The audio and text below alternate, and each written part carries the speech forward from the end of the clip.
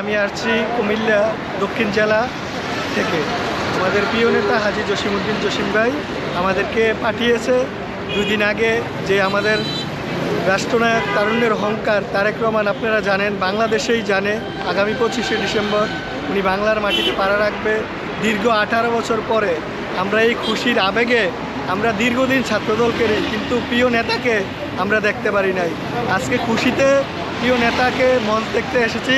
পাশাপাশি আপনি দেখবেন পুরো বাংলাদেশে, যেই বাংলাদেশি একটি নাম, আমাদের তারুণ্যের অহংকার, যেই তারেক রহমান সাহেবকে দেখতে এদেশের আপামো জনগণ 18 কোটি মানুষ সেদিন রাস্তায় নামে পড়বে।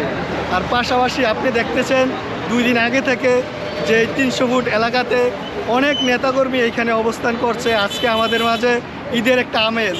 প্রিয় নেতা দীর্ঘ 18 বছর পরে আসবে আমাদের বাংলাদেশে। আমরা যে আগামী দিনে যেই বাংলাদেশের নিয়ে যেই ষড়যন্ত্র হচ্ছে, যেই বাংলাদেশের স্পন্দ, যেই তারেক রহমান যেই নেতৃত্ব দিবে, আর যেই আগামী যে ইলেকশন হবে ফেব্রুয়ারির 12 তারিখ, আপনারা দেখবেন বাংলাদেশের মানুষ যেই বাংলাদেশের ভোটের রায় দীর্ঘ 17 বছর যেই মানুষের ম্যান্ডেট পাওয়ার, যেই ভোট আমরা প্রয়োগ করতে পারি নাই। আমি ভোটার ছিলাম 2018 সালে, জীবনে প্রথম ভোট, কিন্তু আমি দিতে পারি নাই।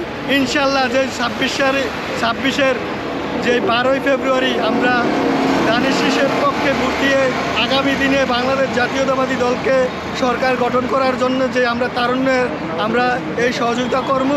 আর পাশাপাশি যেই তারেক রহমান বাংলাদেশের মাটিতে যেই 31 দফা আমরা ঘেরা মঞ্চ লইতে আমরা যেই 31 দফা পুছিয়ে দেব, যেই 31 দফা আমাদের জন্য, বাংলাদেশের জন্য, যেই বলেন শিক্ষাক্ষেত্রে বলেন, মেডিকেল, কর্ম, বেকারত্ব, আমাদের সবাইকে নিয়েই যে 31 দফা, ইনশাল্লাহ আগামী দিনে যে 31 দফা যদি প্রতিষ্ঠিত হয়, বাংলাদেশ বিশ্বের মানচিত্রে আবারও ঘুরিয়ে দাঁড়াবে।